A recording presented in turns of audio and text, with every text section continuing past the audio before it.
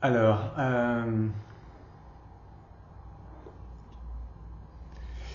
revenir au point zéro, revenir au point zéro, revenir au point zéro, revenir au point zéro, c'est revenir à soi. Revenir au point zéro, c'est revenir. C'est comme les. Je caresse mon chat. C'est comme le. Mhm. Ah oui, pauvre petit. Revenir au point zéro, c'est l'élastique. Après qu'il ait été tendu, il revient à sa position naturelle. Revenir au point zéro, c'est revenir. C'est pas euh, l'effort d'aller vers un état de détente qui serait fabriqué par la méditation ou la relaxation. Ça n'est pas aller vers quelque chose de spécial. C'est vraiment revenir à soi, euh, se réinstaller en soi, euh, un soi naturel qui précède le moi, qui précède le personnage. Euh, Ça, on peut le pressentir, que le personnage, dans l'espace-temps, le corps, le mental, c'est une projection, c'est une tension d'élastique, c'est une forme en fait.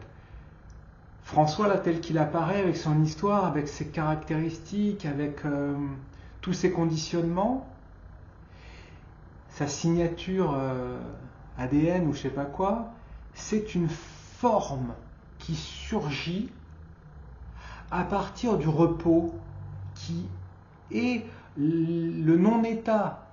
En fait, la forme est un état particulier qui surgit du repos, qui lui est un non-état, c'est une tranquillité inconditionnelle. Euh, c'est ce que les bouddhistes appelleraient la vacuité. C'est, ce n'est rien de particulier. C'est dans ce rien de particulier c'est de ce rien de particulier que toutes les choses particulières surgissent. À commencer par le moi, le personnage. Par exemple, la nuit, on est en sommeil profond. Dans le sommeil profond, il y a dissolution du moi, il n'y a pas de perception, il n'y a pas de repère, il n'y a pas d'inscription dans l'espace-temps. Eh bien, c'est ce que j'appelle la tranquillité, qui est inconditionnelle. C'est-à-dire qu'elle n'a pas été fabriquée. Elle ne résulte pas d'un effort pour être tranquille.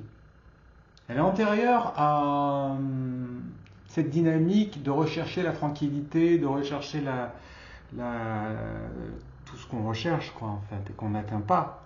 Parce que plus on cherche et plus on s'éloigne de la tranquillité première. Donc la tranquillité, elle n'est pas sur le chemin, hein, elle n'est pas devant soi, elle est avant qu'on entreprenne la démarche de se tranquilliser, de chercher ce qui ne serait pas tout à fait là. Et chercher ce qui n'est pas là, c'est une erreur de perspective, c'est une erreur de vision des choses. C'est tenir pour évident que ici ça ne va pas et qu'éventuellement ailleurs ça pourrait être mieux. Mais ça, c'est une vision fausse.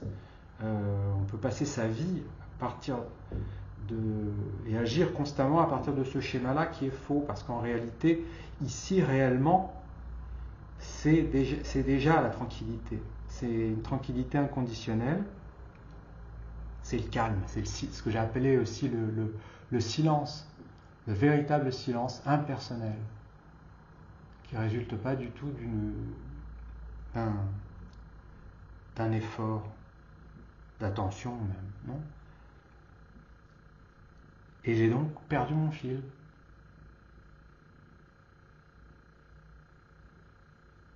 Ah, c'est couillon parce que il me semble que j'avais un truc intéressant à dire. Alors, je vais mettre la vidéo sur pause et je vais voir si je m'en souviens.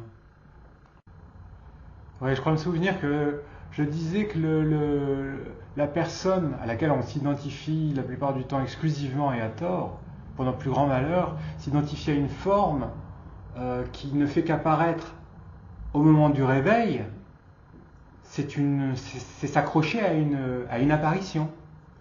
En fait, François, tel qu'il apparaît là, il ne surgit qu'au moment du réveil, le matin.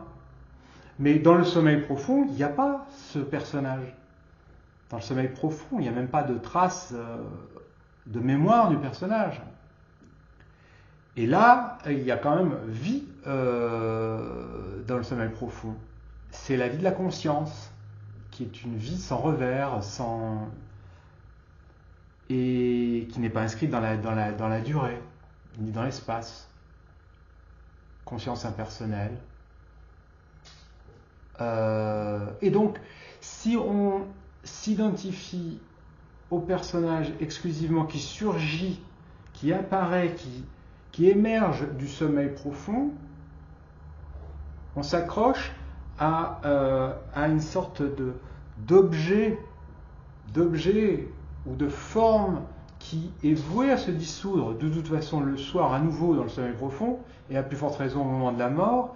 La forme François est une forme temporaire, complexe,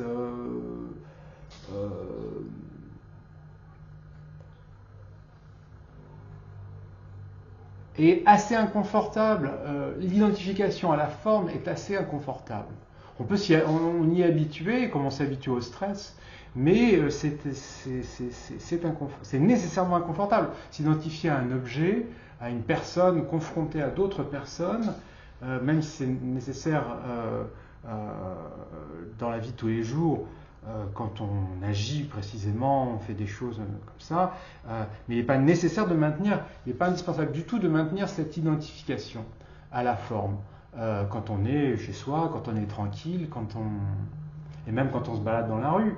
Se balader dans la rue en se disant « je suis moi, je suis celui-là, je suis ce corps, je suis lui je tourne à droite, c'est rater le spectacle, c'est rater la vie c'est autour de cette forme, cette forme est aussi une forme, la vie qui a pris cette forme-là, comme un arbre ou une plante qui émerge mais c'est aussi tout l'espace autour, c'est le spectacle et voilà. Et donc revenir au point zéro est une bonne chose quand on s'aperçoit que on s'est un peu fourvoyé dans l'identification exclusive à la forme et à la personne. Et donc, comment revenir au point zéro ? Eh bien, tout simplement en arrêtant.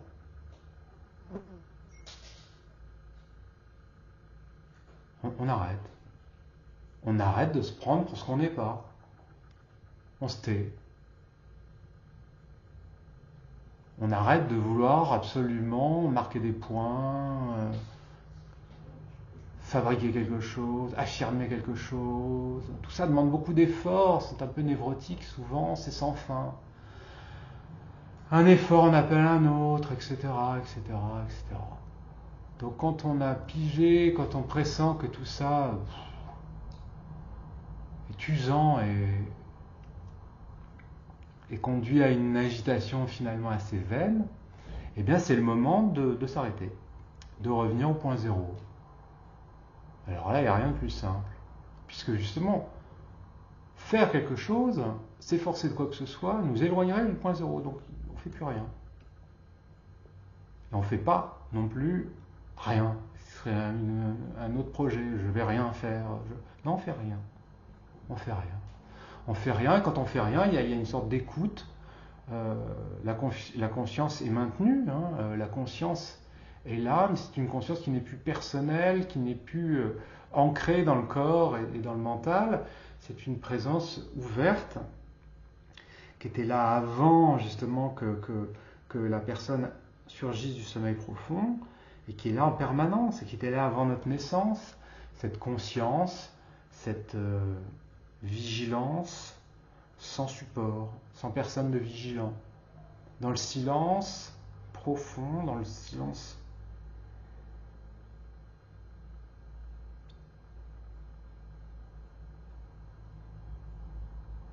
Il y a la fraîcheur de cette conscience, qui n'est plus tournée vers les objets, qui n'est plus tournée vers le moindre projet, qui n'a pas d'intention. Ce n'est pas la conscience de quelqu'un. Parce que la conscience de quelqu'un, c'est la conscience d'un être qui se croit séparé, c'est la conscience de ceci, de cela. Je suis conscient de ceci, de cela. Je suis conscient de moi-même. Donc là, il y a un retour de la conscience sur soi. Et alors là, c'est toutes sortes de complexes qui émergent de cette boucle-là anxiogène. Mais la conscience première, c'est une conscience, c'est une présence. C'est une présence. Bon, c'est casse-pied hein, de nommer, de chercher à nommer ou à définir ce qui est aussi simple. À chaque fois, c'est raté. Hein. Donc en fait, la meilleure chose, et c'est là qu'il faut en venir, c'est de se taire.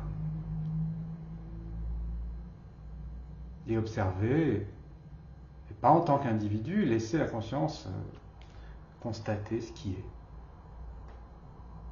Et ce qui est, au départ, ça peut être des petits... Puisqu'il y a eu identification au corps, au mental, donc il y a des petites tensions, il y a des petites crispations. Donc on arrête, il y a encore la trace de la saisie, la trace de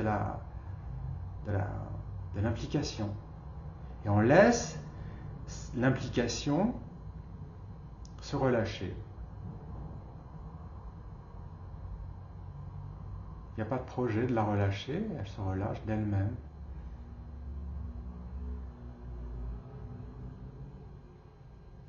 Évidemment, il ne faut pas qu'il y ait d'attente de quoi que ce soit, ça serait encore le personnage qui serait aux manettes. Donc le point zéro, c'est ne plus être personne, c'est être soi. Être soi, réellement, c'est n'être personne, c'est n'être rien, c'est être ouverture et présence. C'est déjà énorme, c'est bien plus qu'être une personne. Être rien, c'est bien plus qu'être une personne. Être rien, c'est être présence. Et c'est être l'infini, la présence n'a pas de forme, donc elle n'a pas de bordure, elle n'a pas de limite. La personne a une limite, a des limites sans arrêt.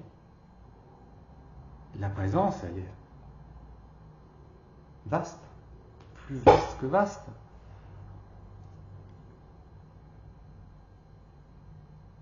Et le point zéro, c'est ça, c'est cette présence infinie, intemporelle,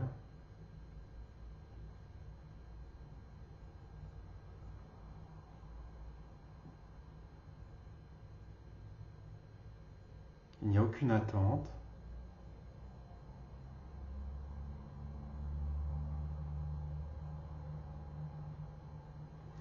Là, il y a un retour au réel. En fait, le rêve, c'était l'agitation. Le rêve, c'était l'implication dans le film qui démarre, l'espèce de rêve diurne qui démarre dès qu'on se réveille. Là, on s'agite, on se projette. C'est bien, hein, c'est bien, il faut. C'est le jeu. Mais il faut savoir que c'est un peu irréel. C'est pas... Mais on s'en rend compte dès qu'on arrête. On se dit, ah, j'étais impliqué dans un trip, quoi. Dans un rêve.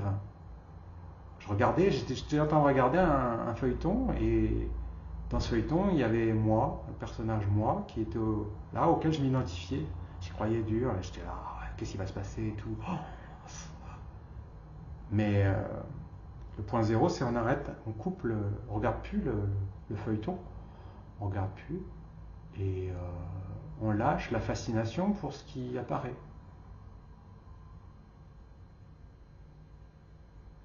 On peut se faire les yeux ouverts, les yeux fermés. Et il ne faut pas attendre, on n'est pas obligé de mourir pour connaître le point zéro. La plupart des gens qui ne sont pas du tout intéressés par ces choses-là ne connaîtront le retour au point zéro qu'au moment de la mort. on peut connaître, enfin ils le connaîtront aussi, comme tout le monde, au moment du sommeil profond, chaque nuit. Au moment du sommeil profond, il y a un retour au point zéro. Dissolution du sentiment d'être quelqu'un de particulier, séparé des autres, du monde. Pour tous, tout le monde, on fait cette expérience de retourner à soi et au point zéro, dans le sommeil profond. Mais il est rare qu'on soit conscient de ce que ça signifie. Il est rare qu'on soit conscient que c'est un retour à ce que nous sommes réellement.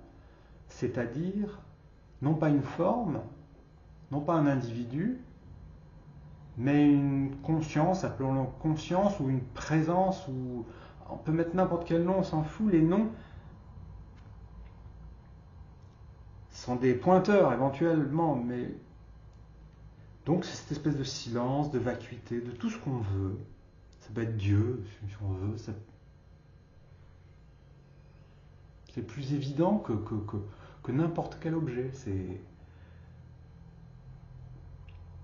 le blanc de la feuille pour un dessinateur. Quand moi je dessine, avant tout je considère le blanc de la feuille. Avant de griffonner quoi que ce soit, je regarde le blanc de la feuille. Ce vide-là, il est premier.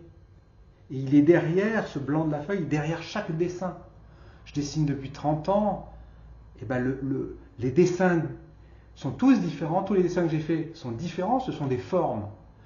Mais le point commun à tous ces dessins, c'est la page blanche.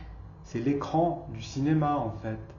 Lui, il est toujours identique, quel que soit le dessin. Vous voyez que ça reste une métaphore, mais voilà. Et donc, revenir au point zéro, c'est pas arrêter le monde des phénomènes, c'est pas dire stop. Non, les phénomènes poursuivent leur danse, mais il n'y a plus d'implication psychologique et énergétique dans ce qui se passe. Donc on retire cette implication, qu'elle n'est pas utile. Elle est utile quand il y a des choses à faire très, très précises. Mais elle n'est pas utile le reste du temps. Donc, cool.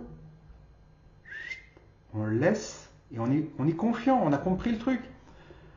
Tant qu'on croit qu'il y a quelque chose à faire, on est encore aux manettes. C'est encore le personnage qui va fabriquer un état. Donc une fois qu'on a compris que ce n'était pas nécessaire, car l'état, ce non-état de ce point zéro, ce silence, cette présence, elle est là, de toute façon. Elle ne peut pas nous quitter. Nous la quittons quand on s'implique, quand on se projette, on s'éloigne de cette présence. Mais la présence, elle est là. Et tout le temps là, elle sera là, qu'on soit malade, qu'on soit mourant, qu'on soit en train de faire des pires conneries qui soient. Elle est là, elle est là, elle est là, elle est là. Dans notre lit d'hôpital, quand on aura un cancer avec des tubes et tout, la présence tranquille, elle est encore là. Le corps sera super souffrant, il y aura tout ce qu'on veut et tout, des émotions, etc., etc. Mais il y aura toujours possibilité de revenir à cette présence. De revenir sciemment à cette présence. Il n'y a pas ailleurs. Voilà. On peut en être conscient ou pas. Et en être conscient, c'est pas un effort, c'est juste ce qui se passe quand on ne fait plus rien.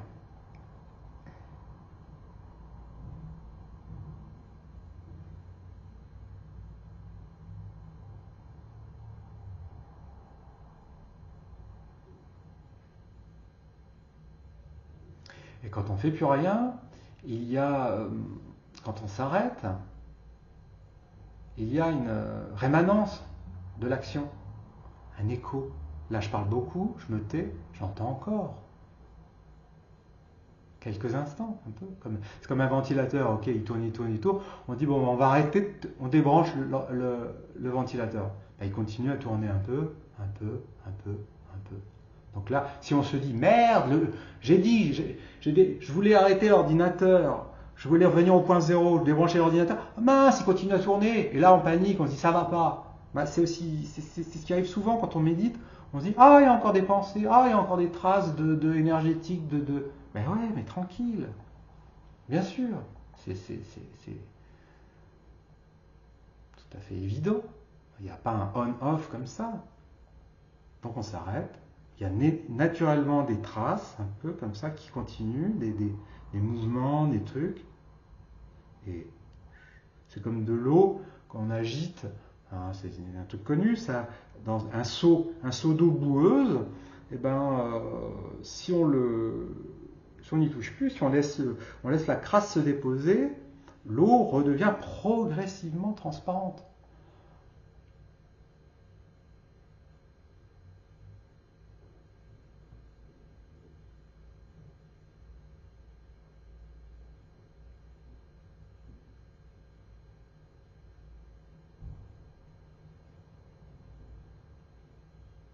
La respiration diminue.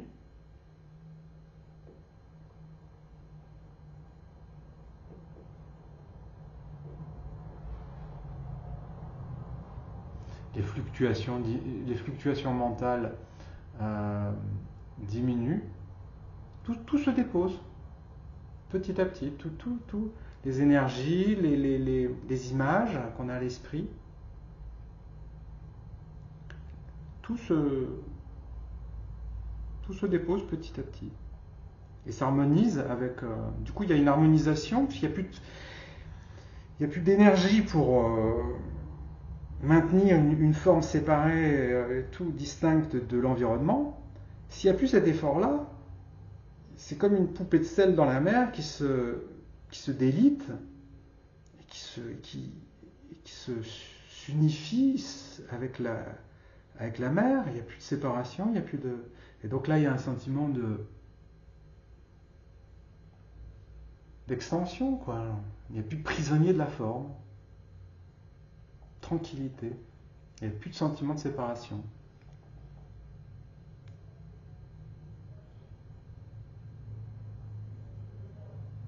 Voilà.